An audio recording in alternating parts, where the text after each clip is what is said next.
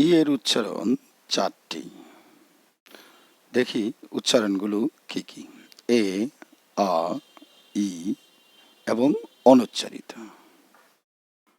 তাহলে এই 4টির মধ্যে কখন কোন উচ্চারণটি হয় আমরা আজকে সেটা জানার চেষ্টা করব। চলুন জেনে নেওয়া যাক। প্রথমেই ই এর উচ্চারণ এ। ই এর মৌলিক উচ্চারণ হচ্ছে এ, অর্থাৎ প্রধান উচ্চারণ হচ্ছে এ।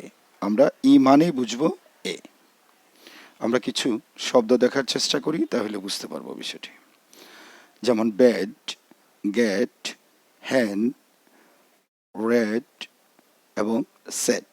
খেয়াল করে দেখুন প্রত্যেকটি শব্দের উচ্চারণে ইর উচ্চারণটি এ হয়েছে, কারণ ই মানে হচ্ছে এ। তাহলে আমরা জানবো এর উচ্চারণ এখন ই হয় কখন। চলুন জানি। সিবি ওয়ার্ড এবং সিসিবি ওয়ার্ডের শেষে ই থাকলে এর উচ্চারণ ই হয়। কিছু উদাহরণ দেখি।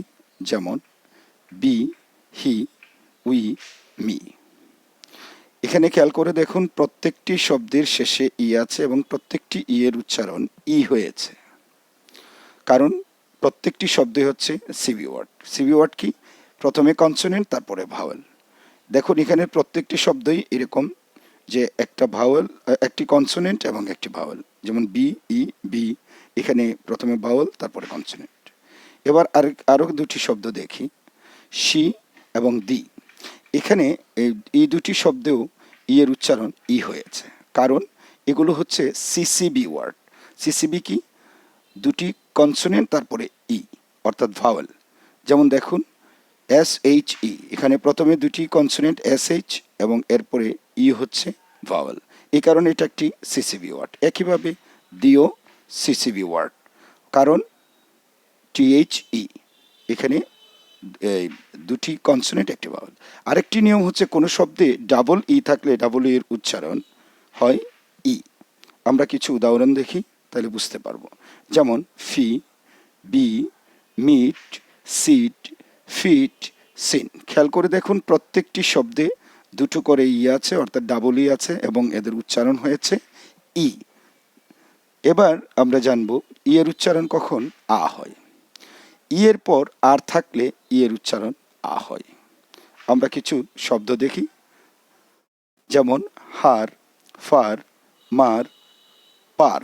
এখানে প্রত্যেকটি শব্দে ই এর পরে আর আছে, আর এই কারণেই ই এর উচ্চারণগুলো আ হয়েছে। এবার জানবো ই কখন অনুচ্চারিত থাকে। চলুন দেখি কিছু শব্দ, তাহলে বিষয়টি ক্লিয়ার করা যাবে।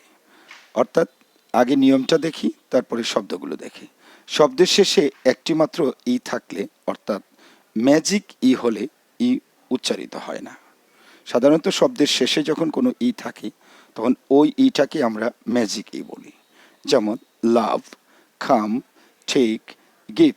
প্রত্যেকটি শব্দে খেয়াল করে দেখুন ই আছে কিন্তু ইটা উচ্চারিত হয়নি, অর্থাৎ আমরা লাভকে লাভই বলিনি বা অন্য কোনোভাবে উচ্চারণ করিনি। খামকে খামি বলিনি, একইভাবে টেককে টেকই বলিনি। আশা করি আজকের ভিডিওটি ভালো লেগেছে। Thank you for watching the video.